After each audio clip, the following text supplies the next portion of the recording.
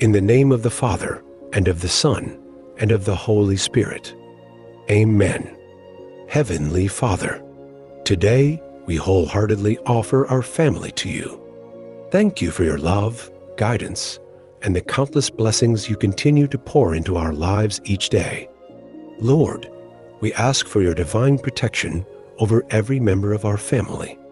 Keep us safe wherever we go. Protect us from harm, sickness, accidents, and from anyone with evil intentions. Surround our home with your peace and love. May our family always be filled with unity, understanding, forgiveness, and love, even in the midst of life's trials. When we are weak, give us strength. When we are discouraged, fill us with hope and peace.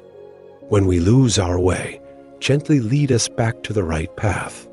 Lord, bless our work, our health, and our future. Teach us to trust in you at all times and to remain steadfast in our faith, no matter what challenges come our way. Thank you, Lord, because we know you'll never abandon us. We trust that you will continue to watch over and protect our family each and every day. Into your loving hands, we entrust our family, now and forever. In the name of the Father, and of the Son, and of the Holy Spirit.